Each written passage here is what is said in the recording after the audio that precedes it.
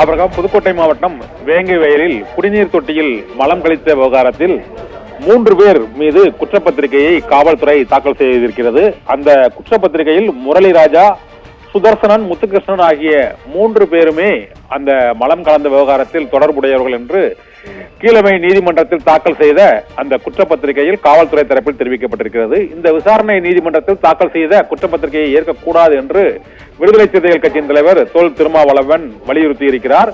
இந்த வழக்கு விசாரணையை சிபிஐ வசம் ஒப்படைக்க வேண்டும் என்று மார்க்சிஸ்ட் கம்யூனிஸ்ட் கட்சி சிபிஎம்மும் வலியுறுத்தி இருக்கிறது. அதைத் தொடர்ந்து இப்பொழுது விசிகாவும் இந்த குற்றப்பத்திரிகையை விசாரணை நீதிமன்றம் ஏற்கக்கூடாது, சிபிஐ விசாரிக்க வேண்டும் என்று வலியுறுத்தி இருக்கிறார். ஏற்கனவே சிபிஐ விசாரிக்க கோரிய வழக்கு விசாரணையானது வரும் 27ஆம் தேதிக்கு ஒத்திவைக்கப்பட்டுள்ள நிலையில் திமுக கூட்டணியில் உள்ள 2 அரசியல் கட்சிகளின் தலைவர்கள் மார்க்சிஸ்ட் கம்யூனிஸ்ட் கட்சி மற்றும் விடுதலை சிறுத்தைகள் கட்சி ஆகிய 2 கட்சிகளின் சார்பாகவும் வேங்கை வயல் வழக்கு விசாரணையை அந்த சிபிஐ விசாரணைக்கு மாற்ற வேண்டும் என்று இருதரப்பிலும் கோரிக்கை விடுக்கப்பட்டிருக்கிறது. இதில் குற்றம் சாட்டப்பட்டுள்ள அந்த முரளிராஜா, சுதர்சனன், முத்துகிருஷ்ணன் ஆகிய 3வருமே பட்டியலின சமூகத்தைச் சேர்ந்தவர் என்பதால் உண்மை குற்றவாளிகளை கண்டுபிடித்து தண்டிக்க வேண்டும் என்று விடுதலை சிறுத்தைகள் கட்சியின் தலைவர் தொல் திருமாவளவன் வலியுறுத்தி இருக்கிறார்.